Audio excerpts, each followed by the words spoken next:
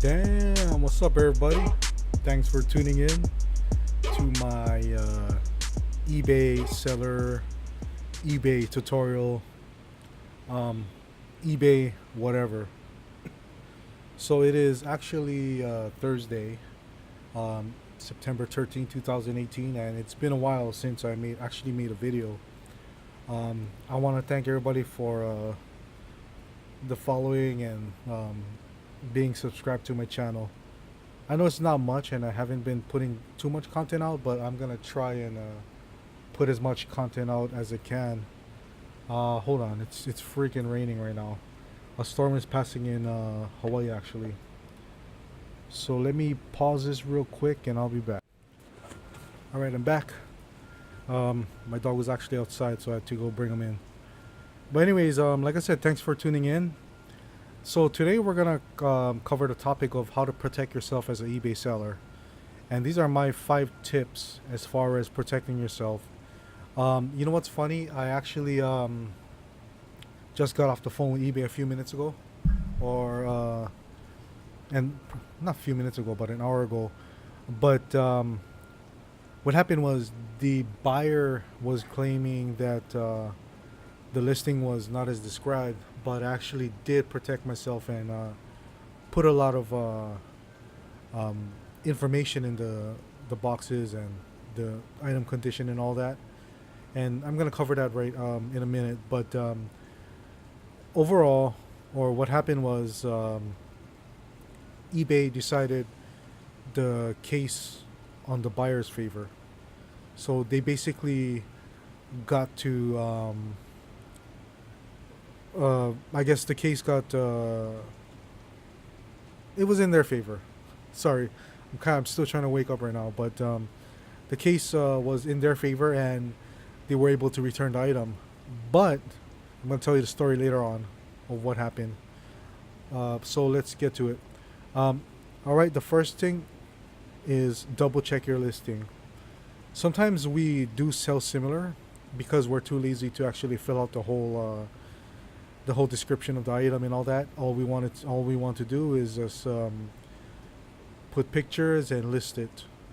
Make sure you double check your listing, because sometimes it's already pre-filled, and a lot of the time, a lot of sellers actually do not change this area where the description was already pre-filled. Sometimes they're selling let's say a hat, but you listed in your title that it's a size large, but in the description it says size XL. You can actually get dinged for that, and they could actually return the item because you did not describe the item properly. So double check your listings, and also want to check all boxes just so everything is filled out and everything's correct. The next one I'm going to cover is take as much pictures as you can. And this one is very important, because if you only take 2 pictures and it doesn't show the flaws, even though you described it, you most likely lose the case, because of the fact that you did not provide any more proof. Even your words are not liable, or they're not going to take your word for it. By showing them the proof of picture and the proof of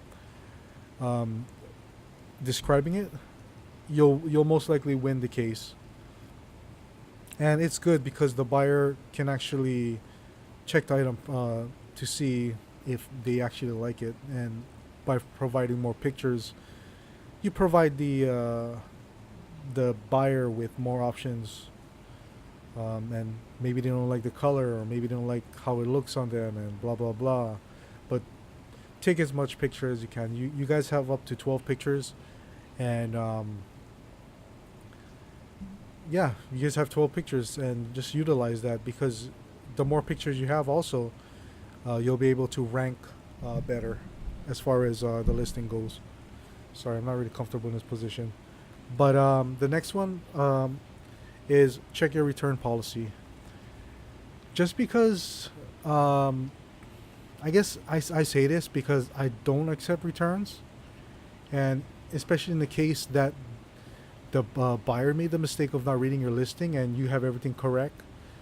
By checking your return policy and putting that does not seller does not accept returns, you're pretty much protected because if they have a buyer's remorse and they don't like your item anymore or they change their mind, you're protected because you don't accept returns.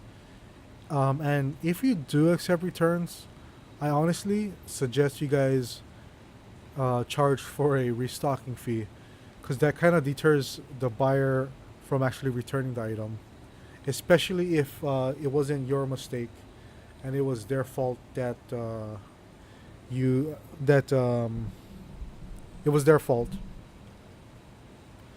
So next one. So I'm kind of rusty right now, but I'm trying to adjust everything and I don't want to slouch because my back was sore a few days ago. Next one is utilizing the item condition box. The reason why I think you guys should utilize the item condition box is because that's basically where you have to explain why the item is that the way it is, the circumstances of the item, if it's broken or not, or blah blah blah. And also, it's good to state in that condition item condition box that you do not accept return and everything is as is. Um, I suggest you guys also put pre-owned condition if it's pre-owned. Don't put excellent condition because then, what is their meaning of excellent? Sometimes their meaning of excellent is near new condition for an item, and then they'll probably win if anything. If you put excellent condition and it's not up to their standards, I had that happen to me before, and by putting pre-owned condition, they don't have any say to be honest, because it is in fact pre-owned. Lastly, I want to cover is inspect your item. This one is very important because we all know that when we have an item, things change on the item. For example, you have it out, it's brand new, and you have it out of the closet or on the table, and it gets very dusty, so the item becomes dirty.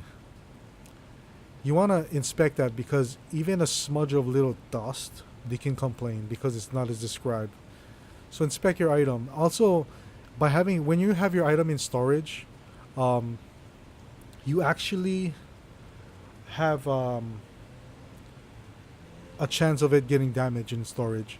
Because it happened to me before where I was in a rush then, and there's like boxes and boxes of things, and I accidentally shove the box. The box drops on the item, and then it damages it. So it's not in the condition that you listed. I listed in brand new, but it's smashed, so it's not brand new anymore. So you want to inspect your item to see if there's any changes to it. Also, you want to check for stains and all that, any rips, any damages, um, any physical flaw on it, especially physical, because that's a telltale sign that your item is damaged. And you want to double check, and for example, you have electronics, you want to check it out and see if it's working properly.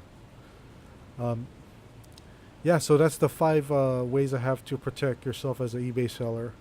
And these are from my experience. I'm not regurgitating any information from other sellers.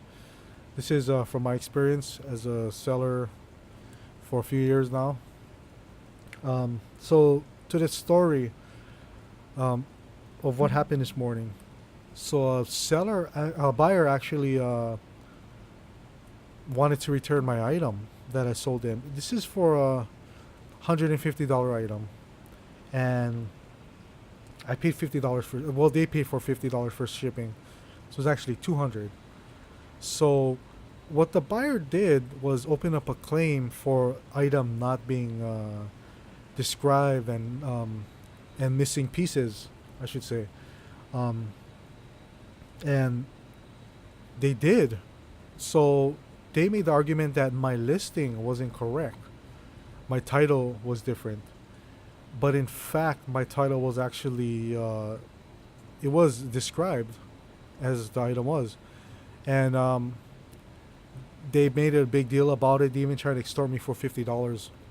So I actually fought it, and I got all my ducks in a row and gave the evidence.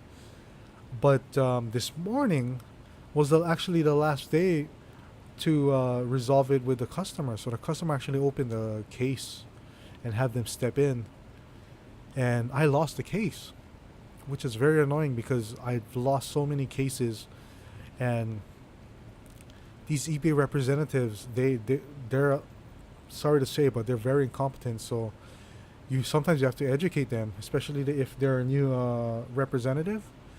And what happened was I talked to probably three different people. Oh my gosh, I was so annoyed because this is the first thing I had to deal with in the morning. It's not. I don't really care about the money. It's just that they're letting. I'm so pissed that they're letting eBay buyers get away with anything, even though we're in the right as a seller. Because what if it was a $5,000 item and they're able to return it? You're gonna eat a big cost, and you spent the money. The item got damaged. Because let's get it straight, the buyers do not take care of the item, especially when they know they're gonna return it. They're just gonna throw it in a box. I had a situation where a buyer returned an item and he just threw it in a makeshift box, and the item was getting scratched up from the charger because there were no padding on it, and I lost the case, and they told me I wasn't protected, which I was, and but they couldn't do nothing about it at the end because it's already said and done. So all they did was take off the negative feedback the guy gave me. But yeah, that's the deal with that. So um, I I fought it and fought it, and they finally gave in. They finally gave in. And what happened was they did not cancel the return. Well, they did cancel the return, but what they did was they gave me back my money. They gave the buyer back his money, and they let the buyer keep it. So the buyer got a free item from trying to scam me, which I was really pissed. Like I said, eBay representatives and the eBay system is flawed. They gotta really work on it, especially if they want to keep sellers and have everything flowing. Cause look, they just lost $150 because of their mistake and their system, and then we're gonna eat the cost as sellers because they're gonna raise the price for it.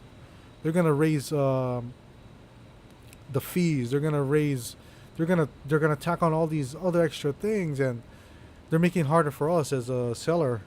And I know there's a lot of good buyers and there's a lot of scammers, but the system is not fair, to be honest. Especially if we have evidence and we have everything to prove. It's just super annoying, like I said. And so I'm pretty happy about it that I got my money back and I don't got to deal with it anymore, and they can't leave me a bad feedback. But I'm pretty pissed about it because they let this scammer get away. Um, yeah. So like I said, thanks for tuning in. That's my 5 tips on how to protect yourself as an eBay seller. Follow me on Instagram at GC Hustle Hawaii. Uh, Again, let me introduce myself. My name is Greg, aka GC. I sell online. I sell auto detail products. I deal with a lot of different things, little projects. But my biggest project right now is actually my video production company, which I built on eBay, from eBay. I went from reselling on eBay to opening my own video production company. So I gotta respect eBay. That's my roots as far as my entrepreneur journey and my experience. But yeah, thanks for tuning in. I'm gonna be dropping more of these videos. I keep saying that, but this is hard. It's pretty hard to keep on schedule. So I'm gonna try and make it a habit. I've been reading books in the morning, and it's been a habit for me for the past few weeks. Let me show you one of the books I'm actually reading. It's actually by Robert Kiyosaki and Sharon Lecher. Before You Quit Your Job. This is one of the Rich Dad Poor Dad series, but Yeah, that's the deal with that. So I'm gonna try and put out more content, give you guys more information, help you guys out, both my video and the reselling world, and just I guess my journeys in entrepreneurship. I'm nothing big, but it would be nice to actually help the guys who want to actually make a difference and do something with their life. That's why I made this channel, and that's why I call it the Hawaii Entrepreneur. It used to be the Hawaii Entrepreneur podcast, but and it ended up falling apart. But I'm gonna get it back up and running and do everything myself. I don't want to really count on anybody anymore. I'm just gonna run this ship by myself. But anyways, thanks again everybody for tuning in. I'll see you guys later. Peace.